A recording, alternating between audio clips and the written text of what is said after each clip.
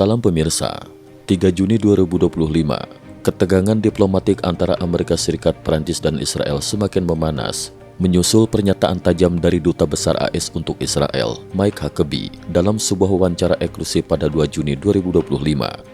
Huckabee secara terbuka mengkritik sikap Presiden Prancis Emmanuel Macron terkait isu pembentukan negara Palestina di tengah situasi perang yang masih berlangsung di Gaza. Dalam wawancara tersebut, Huckabee menyindir keras proposal Prancis yang mendorong realisasi solusi dua negara. Jika Prancis sungguh ingin mendirikan negara Palestina, silakan saja dirikan di French Riviera. Jangan memaksakan tekanan semacam itu kepada negara berdaulat lain, ujarnya tegas. If France is really so determined to see a Palestinian state, I've got a suggestion for them. Carve out a piece of the French Riviera and create a Palestinian state. They're welcome to do that, but they're not welcome to impose that kind of pressure on a sovereign nation. Pernyataan Huckabee ini merespon pidato Presiden Macron yang pada pekan sebelumnya menyebut bahwa di bawah kondisi tertentu, pembentukan negara Palestina adalah sebuah tuntutan moral sekaligus politik bagi komunitas internasional. Macron bahkan mengancam akan menjatuhkan sanksi terhadap Israel jika negara tersebut tidak menunjukkan itikat baik untuk menuju solusi damai. Kondisi terbaru di Gaza, Hamas masih menyandra 58 warga Israel. Situasi di Gaza masih sangat panas. Sejak serangan Hamas ke wilayah Israel pada 7 Oktober 2023 lalu, situasi keamanan di kawasan tersebut berubah drastis. Hingga hari ini, setidaknya 58 warga Israel masih disandra oleh Hamas.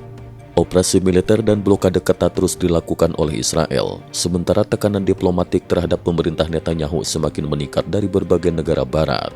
Menurut Duta Besar Huckabee, wacana mengenai solusi dua negara yang digaungkan Prancis sangat tidak realistis untuk diterapkan dalam situasi saat ini. Israel sedang berada dalam keadaan perang. Wacana negara Palestina di tengah situasi seperti ini justru memperkeruh keadaan dan tidak menawarkan solusi nyata, katanya. Perpecahan internasional AS, Prancis, dan Arab Saudi. Pernyataan Macron telah memicu reaksi keras tidak hanya dari Israel, tetapi juga dari Amerika Serikat. Menurut analisis para pengamat politik internasional, hubungan Prancis dan Israel mengalami ketegangan paling serius sejak beberapa dekade terakhir. Sebelum ancaman sanksi dijatuhkan, Israel sebenarnya telah menerima proposal Amerika Serikat mengenai gencatan senjata selama 60 hari. Namun proposal ini ditolak mentah-mentah oleh Hamas. Pemerintah Israel menuding manuver Macron hanyalah bagian dari kampanye global anti-Israel. Bahkan ada tudingan bahwa Prancis berniat mengusir warga Yahudi dari tepi barat lewat tekanan internasional. Sementara itu, Prancis dan Arab Saudi telah dijadwalkan untuk memimpin sebuah konferensi internasional di bawah naungan Perserikatan Bangsa-Bangsa PBB pada bulan Juni ini. Tujuan utama konferensi tersebut adalah untuk membahas secara serius kemungkinan realisasi negara Palestina yang merdeka dan dapat berdampingan secara damai dengan Israel. Konferensi ini akan melibatkan negara-negara kunci Eropa, Timur Tengah, dan Amerika Serikat sebagai peneguh utama. Dinamika diplomatik, ancaman sanksi hingga manuver politik global. Tekanan terhadap Israel datang tidak hanya dari Prancis, Uni Eropa, sejumlah negara anggota G20, serta organisasi internasional lainnya semakin gencar menyerukan penyelesaian dua negara. Namun para pejabat tinggi Israel tetap pada posisi keras, menolak upaya yang dianggap melemahkan posisi strategis mereka di kawasan. Pemerintah Netanyahu menyebut bahwa keamanan nasional adalah prioritas utama. Israel tidak akan tunduk pada tekanan eksternal, terutama dalam situasi di mana keselamatan warga negara kami masih terancam langsung oleh aksi terorisme, ungkap salah satu juru bicara pemerintah Israel. Di sisi lain, para diplomat Prancis menegaskan bahwa tekanan internasional merupakan bagian dari upaya nyata menegakkan perdamaian dan keadilan di Timur Tengah. Kami akan terus mendukung solusi dua negara. Hanya dengan cara inilah hak rakyat Palestina bisa dihormati dan keamanan Israel dapat dijamin, tegas Macron dalam pernyataan terpisah. Perspektif Amerika Serikat fokus pada gencatan senjata dan keamanan.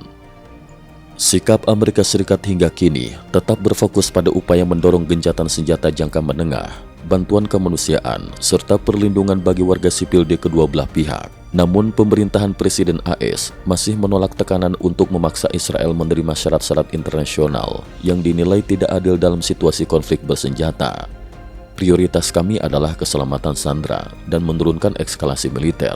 Tidak ada solusi permanen yang bisa didiktekan oleh pihak luar selama pihak-pihak terkait belum siap untuk duduk bersama secara jujur. Jelas Huckabee menegaskan kembali posisi pemerintah AS. Penutup, krisis Timur Tengah menuju titik kritis.